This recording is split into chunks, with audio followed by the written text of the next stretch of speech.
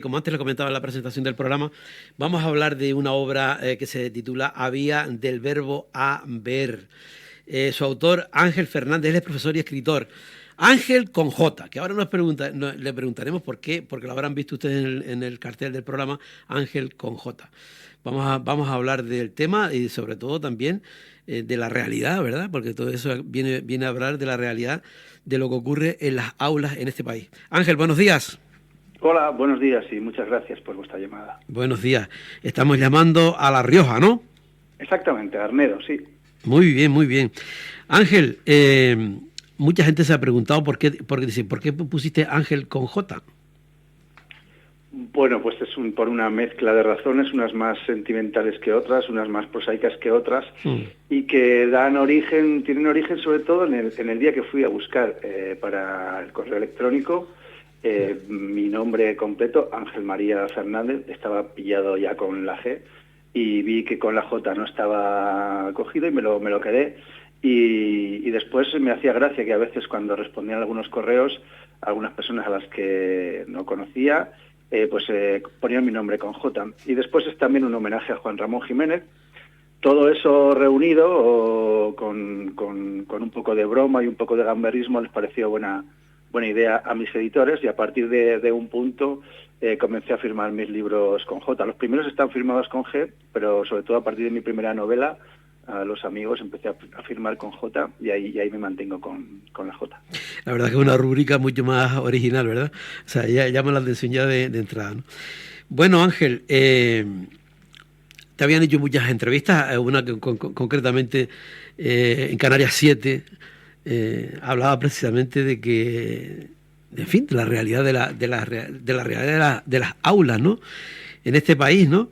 Y hablaban de que bueno, que el trato diario, en fin, del trabajo diario del profesorado con el alumnado, pues provoca mucha ansiedad y mucho estrés, destacaba en esa historia, ¿no? ¿Es un poco lo que intentas resumir en tu libro o de qué va el tema?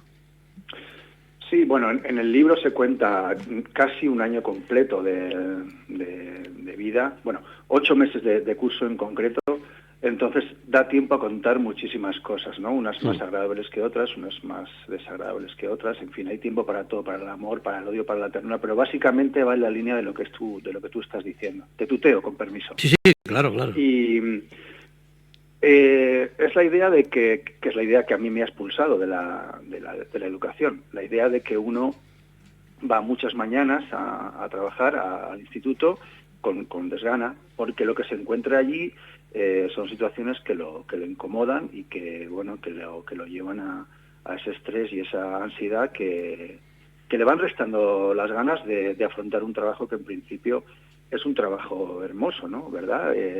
Dedicarnos a la enseñanza-aprendizaje en cualquiera de las disciplinas, pues en principio suena bien.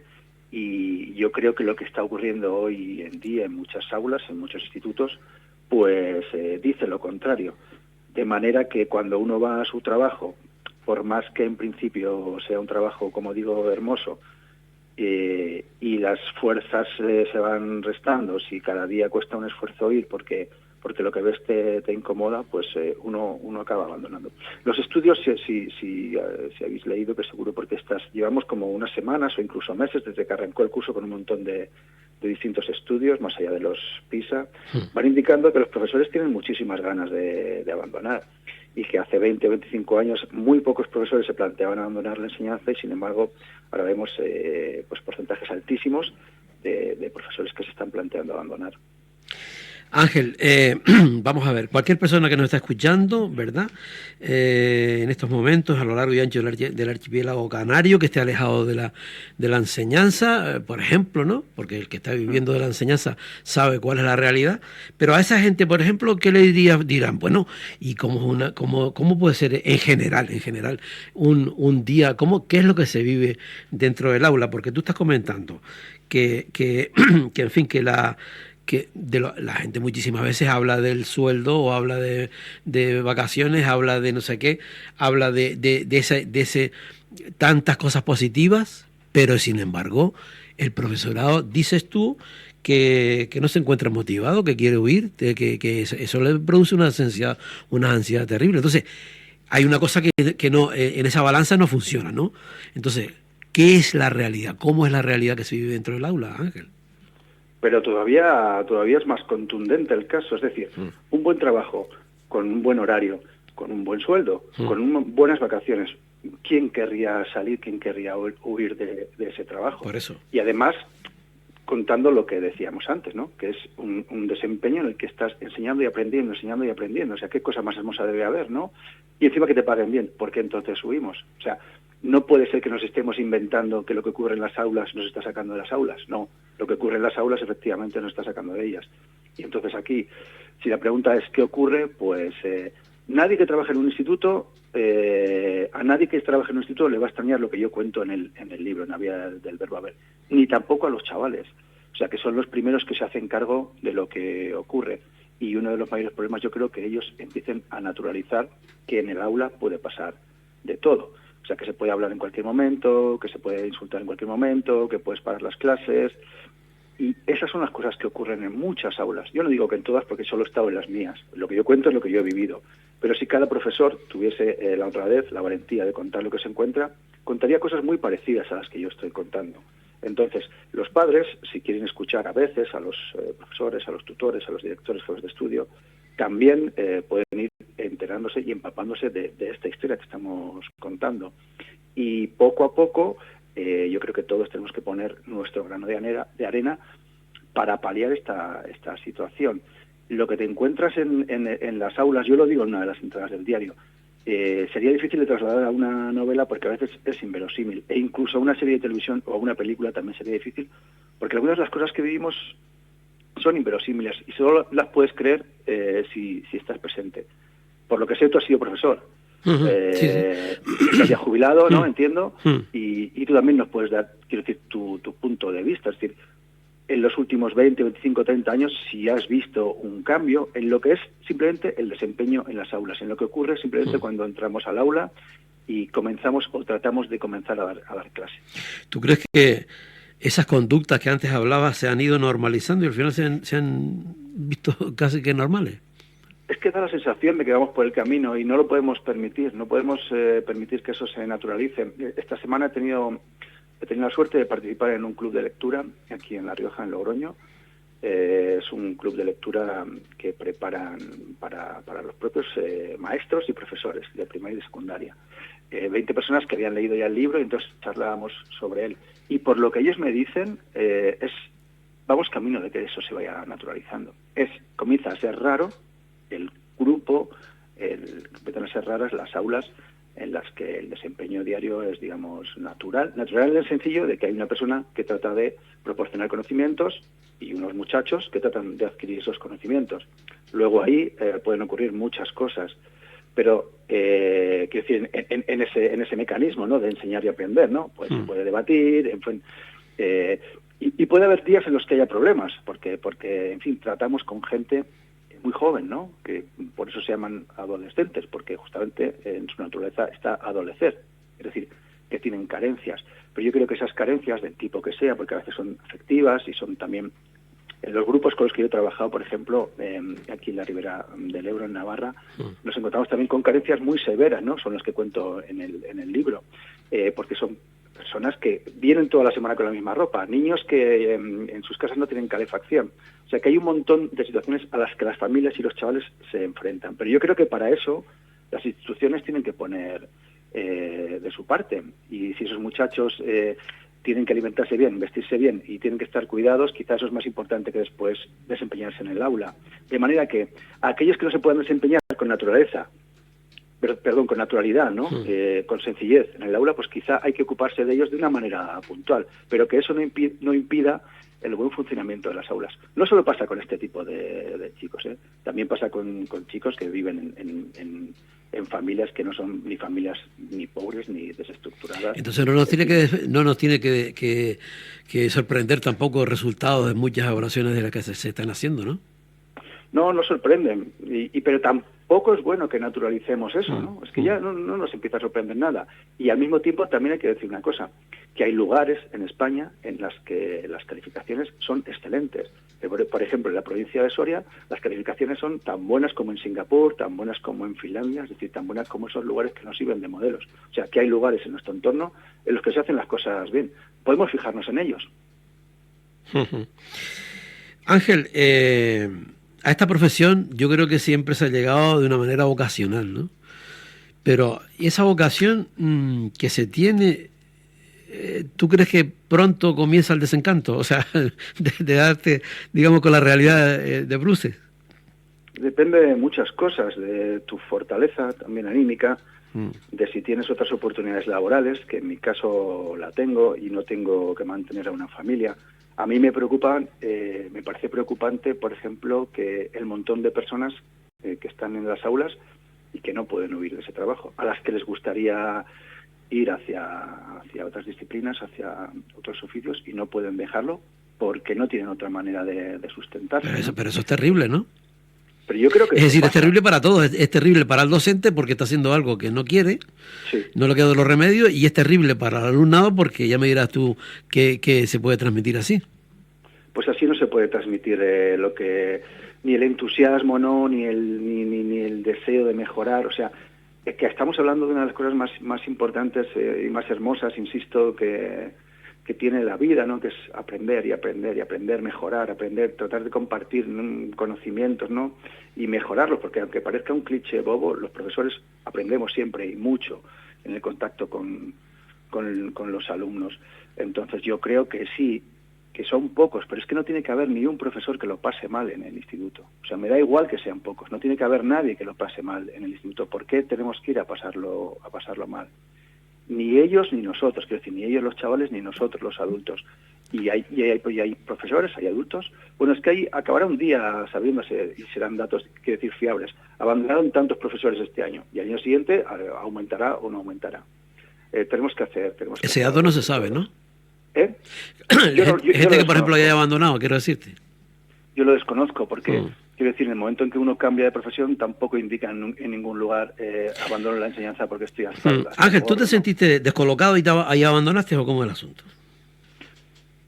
Yo trabajé el año en el que escribo el diario es el año de la pandemia. Yo trabajé 2 cursos más. Por suerte, en Navarra, por una ley de reparto laboral, es posible para quienes trabajamos en la administración trabajar medio año y librarte el otro medio. De modo que en los 2 últimos cursos yo trabajaba hasta enero y el 1 de febrero me liberaba. He estado trabajando estos últimos cursos pasados solo medio año. Y yo ya tenía ganas de dejarlo.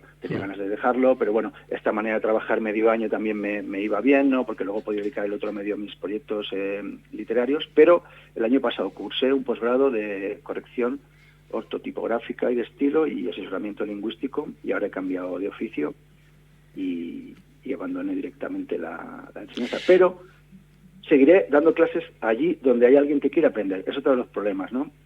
Si yo fuera a enseñar allí donde hay quien quiere aprender, lo haría con mucho gusto. Y de hecho lo sigo haciendo, ¿no? Para amigos, para hijos de amigos, ¿no?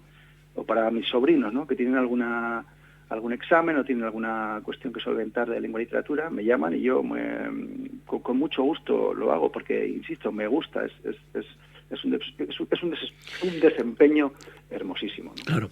Ángel, una cosa, ¿y dónde quedó, digamos, los sueños? No sé si los sueños, pero en fin, tú accedes con esa ilusión que antes comentábamos, esa vocación tal, y has llegado, por ejemplo, a este punto, ¿no? Se ha desmoronado un poco la idea que tú tenías. ¿Tú recuerdas qué idea tenías cuando empezaste en esta historia? Sí. Y cómo ha ido desmoronándose todo? Sí, yo creo que uno llega con una idea bastante ingenua de que esto consiste en ir al aula a impartir una materia y no consiste en ir a un aula a impartir una materia, por distintas razones. Porque, por ejemplo, las distintas leyes, es que aquí la administración tiene muchísima responsabilidad, ¿no? Por las distintas leyes que han ido cambiando la enseñanza desde los tiempos de la EGB, ¿no? Pero fíjate, incluso en la nomenclatura, ¿no? Hemos pasado de educación general básica, ¿no? A enseñanza secundaria y obligatoria. Y el lenguaje no es inocente. Entonces, en los distintos cambios que ha habido, yo creo que esto ha empeorado bastante, de manera que eso que yo creía que era una materia que amo y que amaba, lengua y literatura, ahora no se trata de que tú compartas y enseñes una materia, sino que empiezan a entrar competencias. Y hay que ser competente para escribir, para ser bueno hablando, hay que ser competente. Se van desdibujando de alguna manera esas materias. Poco a poco, la materia de lengua y literatura se va también uniendo por ámbitos a otras materias, la geografía y la historia. De modo que lo que es una pura materia, al final acaba siendo un qué sé yo qué. Y entonces, uno llega al instituto pensando que va a dar una materia. No ocurre, porque tienes que dar una materia, tienes que ser pedagogo, psicólogo, tienes que cuidar los baños, tienes que cuidar en el patio, tienes que tratar con o sea, hay un montón de cosas que no tienen solo que ver con el desempeño de la materia. Y después ni siquiera es una la materia, porque la materia, como digo, se va desdibujando cada vez más y al final no enseñaremos materias, enseñaremos cualquier cosa que imaginemos, a la que le pondremos un nombre incomprensible y que nunca será ni literatura, ni matemáticas, ni biología, sino qué sé yo, que cómo las llamaremos. Ya. Ángel, tú eres filólogo. Sí. Cuando vemos, por ejemplo, resultados ahora, ¿no? En fin, en este mundo que vivimos, ¿no? A golpe de tweet, a golpe de poca reflexión a la hora de la comprensión lectora que no hay, la realidad que existe, ¿tú cómo lo ves? ¿A ti te sorprende, por ejemplo, que los resultados en comprensión lectora, por ejemplo, sean los que son? Un desastre, ¿no? En fin, ¿tú eso cómo lo ves? ¿Y qué alternativa plantearías tú, por ejemplo, a esa hora? Porque yo creo que si hay un cambio en la sociedad tiene que ser en la comprensión, y yo creo que cada vez entendemos menos, ¿no? Yo lo que propongo, por ejemplo, es que si no se lee en casa, que se lea en clase, que haya más horas dedicadas a lengua y literatura, por ejemplo, o a otras materias en las que se pueda leer. Eso por un lado. Si ustedes no leen en clase, aquí vamos a leer. Y además que les gusta, pues yo lo he comprobado en las horas que teníamos de lectura, porque como esté de la propia materia, digamos, pues les gusta. Entonces, pues si hay que meter más horas de lectura, se metan más horas de lectura. Luego creo que también vivimos en un país que venimos de una sociedad franquista y posfranquista, analfabeta en muchos sentidos, o semianalfabeta. Un montón de personas, mis abuelos no fueron a la escuela, mi madre salió de la escuela a los 13, mi padre pudo llegar hasta los 16 porque pasó por un colegio de frailes, pero las generaciones de mis padres y de mis abuelos no han podido ir a la escuela, la mayor parte de la gente. Pero esa sociedad analfabeta o semi-analfabeta es al mismo tiempo una sociedad sabia. Yo creo que hemos perdido la figura de ese analfabeto sabio. Personas que saben decir buenos días cuando van a los sitios, que saben decir por favor, que son educadas, que conocen el mundo, que conocen cómo funciona la Tierra, qué da en cada momento. Ese tipo de figura está desapareciendo y nos encontramos al mismo tiempo que en 4 o 5 décadas ese analfabetismo ha desaparecido, pero yo creo que no ha desaparecido del todo, porque aunque ahora todo el mundo sabe leer y escribir, es decir, que todo el mundo reconoce las letras y sabe poner su nombre y sabe escribir un enunciado y leer un enunciado, en realidad, en el momento en que los enunciados son complejos, ya no sabe entenderlos, ni sabe escribir un enunciado complejo. Entonces, yo creo que vivimos en una especie de fantasía, ¿no? Aparentemente alfabetizada, y que luego a través de los datos podemos comprobar que no es así. Pero no solo con los chicos, también con los grandes. A mí me lo dicen algunos amigos que trabajan en la empresa privada, que envían correos con enunciados de 8 o 10 líneas y a las personas les cuesta entender. Solo se puede mejorar en la lectoescritura si uno lee. Si Ángel, uno ¿y cómo motivarías? ¿Cómo? Porque claro, nosotros también venimos de una etapa en la que muchas veces obligaban a leer, no era nada motivador. En este mundo que ahora radicalmente cambió en todo, ¿cómo se podría, tú dices horas para la lectura, cómo se podría motivar para que la gente leyese y leyese a gusto, ¿sabes? Divirtiéndose con ello? Es dificilísimo. Aquí contamos con un hándicap y es que también venimos de ese mundo del que estábamos hablando ahora. No hay que irse tan lejos, no hay que irse a 50 o 60 años atrás, solo hace 30 o 35 años. La lectura tenía muchísima menos competencia, competía con la radio, con la tele, pero ahora la competencia es altísima, ¿no? Todo lo audiovisual se ha ido imponiendo y es posible ver un partido de fútbol o una serie en el teléfono móvil. Esa competencia es dificilísima, ¿no? Ya no te digo las redes, ¿no? Lo que es para los chavales, YouTube, TikTok y todo esto. La competencia es muy, muy complicada, pero habría que ver cómo los premiamos, habría que ver qué les ofrecemos a cambio. Y ya digo, si en lugar de la lectura tiene que ser la escuela y el instituto, porque en las casas no se lee, pues que sea la escuela y el instituto. Claro, no pasa nada. Claro. ¿Por qué no? ¿Por qué no doblar? Sí. Si en vez de tener 3 horas a la semana de lengua y literatura tienes 6, pues dedicar 2 o 3 de esas 6 horas a lectura, a dramatizar, a que los propios chavales escriban sus propios sus textos. Yo creo que habría maneras. Y abandonar un poco las pantallas, la tecnología.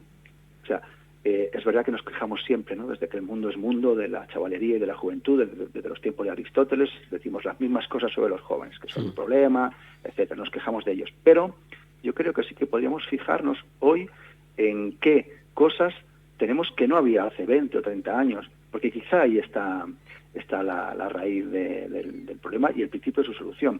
Y hay algo que tenemos ahora y que no había hace 20 o 30 años, y es la tecnología, las pantallas, los ordenadores, las redes. ¿En qué medida todo eso está afectando a nuestros muchachos? Y a nosotros mismos, a los adultos. Claro, a todos. Yo creo que sí. Y el tema también de salpicar el tema de los valores que se ha perdido, el respeto, en fin, todo eso, ¿no? Que es que, claro, no se puede analizar una cosa, digamos, en un punto singular cuando estamos globalizados todos, ¿no? Mira, Ángel, ya para finalizar, que se nos fue el tiempo, mira, ¿por qué le pusiste el título al libro había del verbo haber? Ver, que para nosotros, los canarios, nos cuesta más pronunciar la V, ¿no?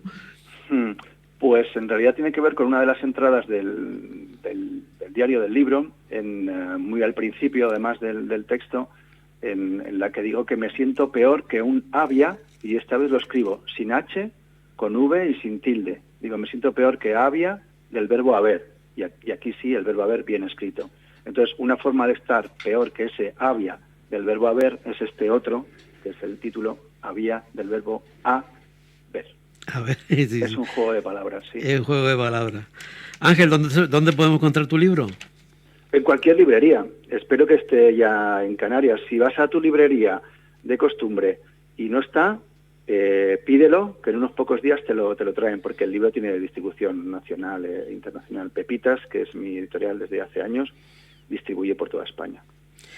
Pues muy bien, damos las gracias y si también. No en la web, ¿sí? Seguro que Amazon, etcétera, también te lo hará volar hasta Tenerife. Y si no llega, avísenme que yo me monto en un barco o en un helicóptero o en un avión y allá vamos con cajas. Venga. Está bien.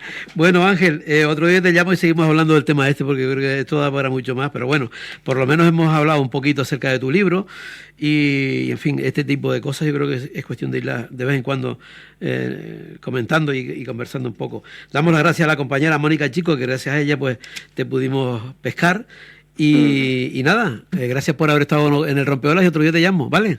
Muchísimas gracias y un saludo a todos los canarios y canarias. Gracias, Ángel, chao. Adiós, chao.